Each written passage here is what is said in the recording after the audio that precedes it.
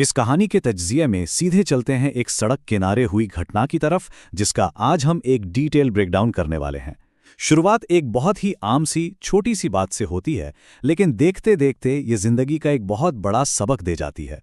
आज the cost of a spoon यानी एक चम्मच की कीमत के जरिए हम समझेंगे कि असल में जिम्मेदारी होती क्या है। तो चलिए कहानी के अंदर चलते हैं। तो कर क्या रहा है? मैंने तुझे कितनी बार समझाया है कि एक चम्मच की चम्मच दूसरी में मत डाला कर। जरा सोचिए, अचानक से इतना गुस्सा, वो भी एक मामूली सी चम्मच के ऊपर। शुरू में तो ये किसी को भी एक ओवर रिएक्शन ही लगेगा। एक पिता अपने बेटे पर इतनी सी बात के लिए इतना सख्त क्यों हो रहा है? वेल, इस डांट के पीछे की जो स्टेक्स हैं वो असल में बहुत बड़े हैं।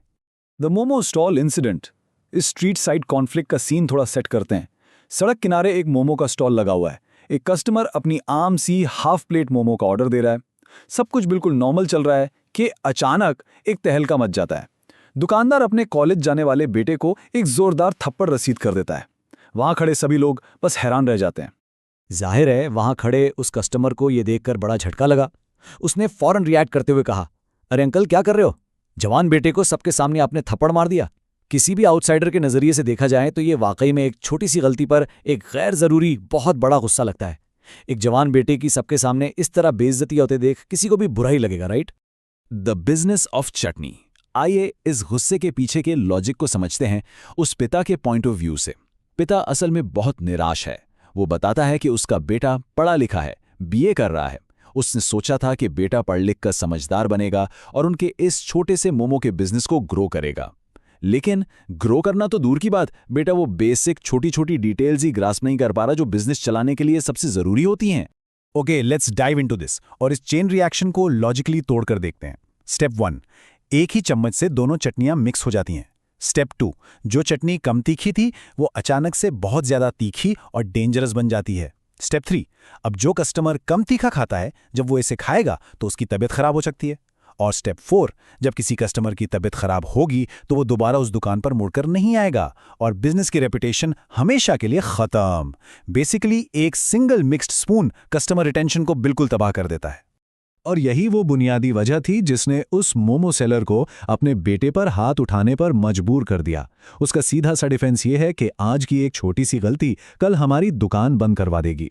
अगर खाने में इतनी बड़ी नेग्लिजेंस होगी तो सीधा असर कस्टमर के हेल्थ पर पड़ेगा। और रियलिटी यही है कि कोई भी समझदार इंसान अपने पेट को खराब करने के लिए पैसे तो नहीं देगा।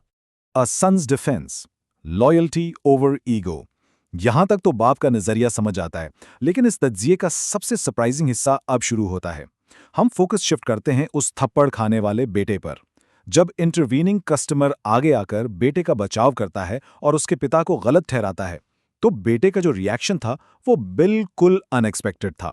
होता क्या है कि बेटा उस आउटसाइडर की हिमायत से बिल्कुल खुश नहीं होता, बल्कि वो उल्टा अपने पिता के डिसिप्लिन करने के हक को सपोर्ट करता है। वो पूरी तरह मानता है कि ये स्ट्रिक्ट करेक्शन उसके अपने लॉन्ग टर्म बेनिफिट के लिए है। उसकी असली नाराजगी अपने पिता से नहीं है, बल्कि उस अजनबी से है जो उन दोनों के बीच आकर दरार डालने की कोशिश कर रहा है। वो अपने फ्यूचर को बचाने के लिए इस तरह की सख्ती को पूरी तरह कबूल करता है। एक बार बेटे के इस पावरफुल कोट पर गौर कीजिए। बड़े भाग्यशाली होते हैं वो बेटे जिनको बाप का थप्पड़ मिलता है। ये लफ्ज साफ जाहिर करते हैं कि बेटे के दिल में अपने पिता के लिए कितनी गहरी इज्जत है। यहां उसका ईगो उसकी समझ पर हावी नहीं हुआ। उसे मालूम है कि उस डांट के पीछे उसे प्रोटेक्ट करने की और एक बेहतर इंसान बनाने की सच्ची नीयत छुपी है। Now, what's really interesting about this slide is the mirror effect. यहां कहानी में एक अचानक नैरेटिव शिफ्ट आता है। जो कस्टमर अभी अभी मोमो सेलर को पेरेंटिंग पर लेक्चर दे रहा था, उसके अपने ही पिता अचानक वहां आ जाते हैं और फिर शुरू होता है एक बहुत ही हिपोक्रिटिकल सीन। अब यहां दोनों जवानों का डायरेक्ट कंपैरिजन देखिए। एक तरफ मोमो बेचने वाले का बेटा है जिसने सबके सामने थप्पड़ खाकर भी उस सख्त दांत को अपने बेहतर मुस्तकबिल के लिए एक्सेप्ट किया। दूसरी तरफ वो कस्टमर है। उसके पिता ने उससे सिर्फ एक ब्रोकन फोन रिपेयर कराने और सोसाइटी का मेंटेनेंस बिल भरने के बारे में प्यार से पूछा था और वो आपे से बाहर हो गया। वो इन जेंटल रिमाइंडर्स पर चढ़ जाता है और कहता है कि सुबह सुबह टोकने से उसके पूरे दिन का मूड खराब हो गया है।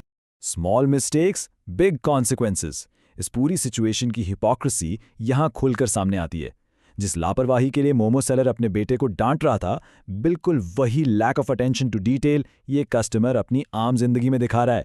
नैगिंग सुनकर उसका चिढ़ जाना इस बात का सबूत है कि वो उन बेसिक जिम्मेदारी को समझने से बिल्कुल गाफिल है।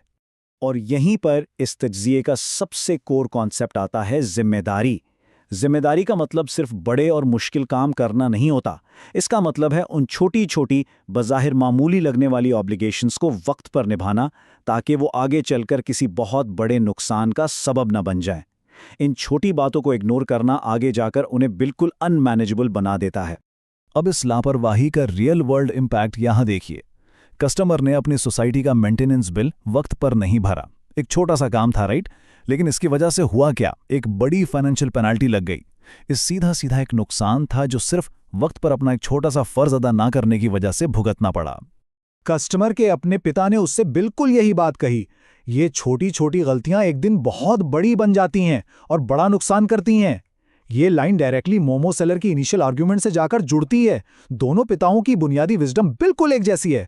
उन दोनों को पता है कि छोटी गलतियां हमेशा बड़े नुकसान का रास्ता खोलती हैं। तो आखिर में कहानी रिजॉल्व कैसे होती है?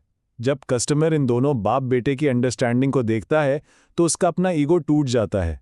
वो अपनी हिपोक्रेसी को पहचान लेता है और मोमो स्टॉल वेंडर से सिंसियरली माफ़ी मांगता है। साथ ही उनकी बॉन्डिंग और पेरेंटिंग के लिए गहरी इज्जत भी जाहिर करता है। उसे एहसास हो जाता है कि उसने सड़क किनारे खड़े होकर जिंदगी का एक बहुत बड़ा सबक सीख लिया है। इस तज्जिए को खत्म करते हुए 1 मिनट के लिए इस सवाल पर गौर कीजिए। हमारी जिंदगी में कितनी बार ऐसा होता है कि रोजमर्रा की छोटी छोटी लापरवाहियां और हमारा ईगो मिलकर हमें सबसे बड़ी पेनल्टीज दे जाते हैं। सोचना जरूरी है कि अगली बार जब कोई छोटी बात पर टोके तो कहीं वो हमें किसी बहुत बड़े नुकसान से तो नहीं बचा रहा। उम्मीद है इस एक्सप्लेनर से एक नया पॉइंट ऑफ व्यू जरूर मिला होगा। आज के तज्जिए में